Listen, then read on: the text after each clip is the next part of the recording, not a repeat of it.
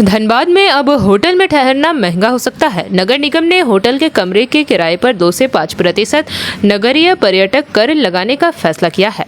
वहीं दूसरी ओर बिना नक्शा के बने भवनों के लिए राहत भरी खबर है। नगर निगम ने ऐसे भवनों को नियमित करने के लिए नई नियमावली लागू कर दी गई है। धनबाद में अब होटल में ठहरने के लिए लोगों को ज्यादा पैसे चुकाने पड़ सकते हैं। नगर निगम ने होटल रूम रेंट पर 2 से 5% नगरीय पर्यटक कर यानी सेस लागू कर दिया है। इसके लिए मंगलवार को अधिसूचना जारी की गई। यह कर होटल के कमरे के किराए के साथ साथ अन्य सेवाओं पर भी लागू होगा। हालांकि इसमें जीएसटी शामिल नहीं होगा। होटल संचालकों को यह टैक्स हर वित्तीय तिमाही के बाद 15 दिनों के भीतर जमा करना होगा। नगर निगम के अनुसार इस नियम का उद्देश्य शहरी पर्यटन को व्यवस्थित करना और राजस्व बढ़ाना है। हालांकि इस फैसले का होटल और रेस्टोरेंट एसोसिएशन ने विरोध किया है। उनका कहना है कि पहले से ही कई तरह के टैक्स और शुल्क दिए जा रहे हैं। ऐसे में नया कर व्यवसाय पर अतिरिक्त बोझ डालेगा। इस नियमों के तहत अब सभी होटलों का रजिस्ट्रेशन अनिवार्य होगा। नए होटल को 7 दिनों के भीतर पंजीकरण कराना होगा। हर होटल को यूनिक आईडी दी जाएगी और समय पर टैक्स नहीं देने पर जुर्माना और ब्याज लगेगा।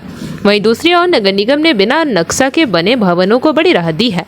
Jharkhand regularisation of unauthorised construction building ruler 2026 लागू कर दिया गया है। इसके तहत 31 दिसंबर 2024 तक बने भवनों को नियमित किया जाएगा। इसके लिए भवन मालिकों को 60 दिनों के भीतर ऑनलाइन आवेदन करना होगा। इस योजना के तहत केवल रैयती जमीन पर बने भवन ही नियमित होंगे। अधिकतम 3 मंजिला या 10 फीट ऊंची तक के भवन मान्य होंगे। नक्शा स्वीकृत होने के बाद ऑक्यूपेंसी सर्टिफिकेट मिलेगा और पहले से चल रहे केस वापस लिए जाएंगे। हालांकि नाला सरकारी या आदिवासी जमीन पर बने भवनों को इसका लाभ नहीं मिलेगा। नगर निगम के इस दोहरे फैसले से जहां होटल व्यवसायी चिंतित है, वहीं हजारों भवन मालिकों को राहत मिलने की उम्मीद है। क्योंकि अभी इसकी जानकारी मुझे जस्ट अभी मैं नियमावली का थॉरली अभी हम एग्जामिन नहीं किए हैं, लेकिन जिस हिसाब से व्यवसाय पहले से ही प्रभावित है, इस प्रकार से ऊपर से और कोई शेष लगाया जाना व्यवसाय को प्रभावित करने के दिशा में एक कदम है। सरकार का जब आ गया अधिसूचना तो वो तो उसी समय से वो प्रभाव में आ गया, लेकिन आखिर सरकार के ही हम लोग भी है, सारे होटल वाले उन्हीं के हैं।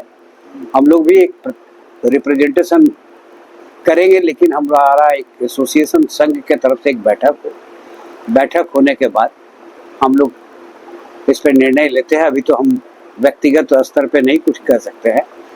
बैठक के बाद ही इस पे कोई निर्णय हम लोग निर्धारित करेंगे कि क्या करना चाहिए, किस स्तर पे रिप्रेजेंट करना होगा, क्योंकि सरकार, विश्वास है कि सरकार इस पर गौर करेगी। ये तो जरूर था, सरकार के स्तर से जब कोई निर्णय लिया जा रहा हो तो मेरा मानना है कि उस समय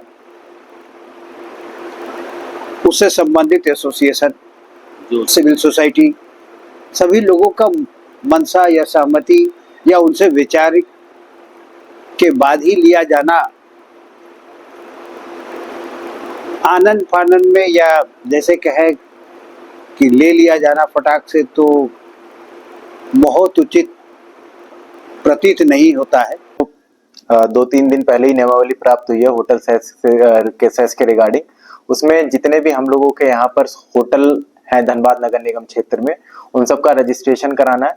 रजिस्ट्रेशन करने के बाद कैटेगरीज बनी हुई है कि जिस होटल पे जितना % जीएसटी बनता है उसके हिसाब से 2, 2.5 और 5% तक हम लोगों का उसमें जो भी बिल वो देंगे उसमें 5% हम लोगों का भी ऐड करके देंगे, जिसका फिर हम लोग बाद में उन लोगों से वसूली करेंगे। तो ये एक जो मेजर चेंज आया है और हमको लग रहा है कि इससे हम लोगों को रेवेन्यू में काफी फायदा होगा।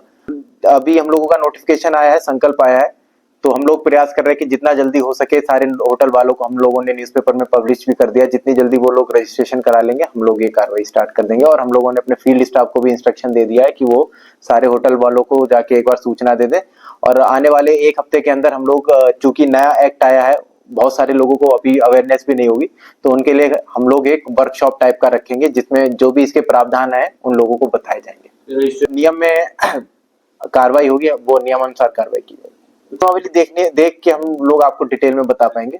आया है नियमावली रेगुलराइजेशन के लिए। उसमें प्रावधान है कि अगर किसी का जो घर है या कोई भी बिल्डिंग है वो G+2 या 10 मीटर हाइट तक है या फिर 300 स्क्वायर मीटर तक है तो उसको हम लोग रेगुलराइज कर सकते हैं। उसके प्रावधान दिए हुए हैं कि वो किस रेट पे रेगुलराइज किया जा सकता है, उसका भी डिटेल में क्राइटेरिया लिखा हुआ है। जेपी भारत लाइव, भारत की बात जेपी के साथ। वीडियो को लाइक करें, शेयर करें और चैनल को सब्सक्राइब करें।